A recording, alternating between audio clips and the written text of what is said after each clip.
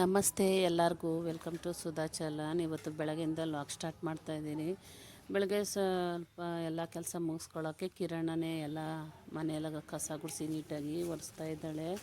ಇವತ್ತು ಅವಳಿಗೆ ಕಾಲೇಜ್ ರಜೆ ಇದ್ದಿದ್ದರಿಂದ ಅವಳೇ ಮಾಡ್ಕೋತಾ ಇದ್ದಾಳೆ. ಇದ್ದರೂ ನಾನೇನು ಮಾಡ್ತಾಯಿಲ್ಲ. ಈ ಮನೆ ಒರೆಸೋಕ್ಕೋಗಿ ಮನೆ ಒರೆಸೋರು ಸ್ವಲ್ಪ ಹುಷಾರಾಗಿ ಒರೆಸ್ಬೇಕು. ನಾವು ಆಯಿಲು ಅದೇನೇನೋ ಹಾಕ್ಕೊಂಡು ಒರ್ಸೋಕೆ ಹೋಗ್ತೀವಿ.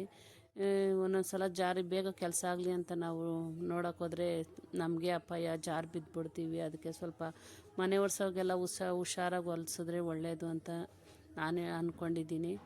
ನನಗೂ ಅದೇ ಥರ ಆಗಿತ್ತು, ಬಿದ್ದೋಗ್ಬಿಟ್ಟು ಕೈ ಮುರ್ಕೊಂಡು ಈಗ ಮಕ್ಕಳೇ ಮಾಡೋ ಥರ ಆಗಿದೆ.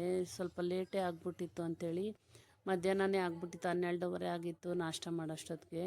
ಅದಕ್ಕೆ ಸರಿ ಇನ್ನೇನು ಅಂದ್ಬಿಟ್ಟು ಹೋಟ್ಲಲ್ಲೇ ತೊಗೊಂಬಂದರು. ಇಷ್ಟೊತ್ತಿನಾಗ ಮನೇಲಿ ಏನು ಮಾಡ್ತೀಯ ಅಂದ್ಬಿಟ್ಟು ಹೋಟ್ಲಲ್ಲೇ ತೊಗೊಂಬಂದರು. ನಮ್ಮ ಮನೇಲಿ ನೋಡ್ಬೋದು ಇಡ್ಲಿ ಸಾಂಬಾರು ಮತ್ತು ವಡೆ ಎಲ್ಲ ತೊಗೊಂಬಂದಿದ್ರು. ನಾಷ್ಟ ಮಾಡಿಕೊಂಡು ಪಿಂಟುಗೂ ಅಷ್ಟೇ ಒಂದು ಆಮ್ಲೆಟ್ ಹಾಕ್ಕೊಟ್ಟಿದ್ರು.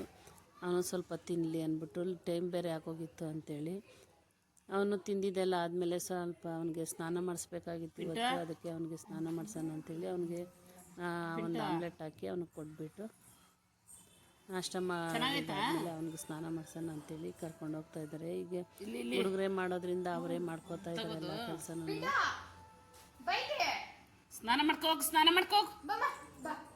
ಹೋಗಮ್ಮ ಅಮ್ಮ ಪಿಂಟ ಓಡು ಓಡು ಓಡು.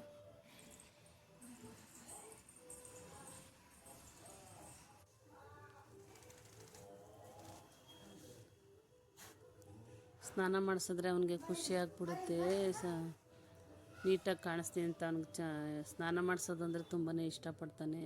ಇದು ನೈಟ್ ಊಟ. ಈ ವಿಡಿಯೋ ಏನಾದರೂ ಇಷ್ಟ ಆದರೆ ಲೈಕ್ ಮಾಡಿ, ಶೇರ್ ಮಾಡಿ, ಸಬ್ಸ್ಕ್ರೈಬ್ ಮಾಡ್ಕೊಳ್ಳಿ. ಲೈಟಾಗಿ ಒಂದು ಆಲೂಗಡ್ಡೆ ಪಲ್ಯ, ಅನ್ನ ತಿಳಿಸಾರು ಅಷ್ಟೇನೆ.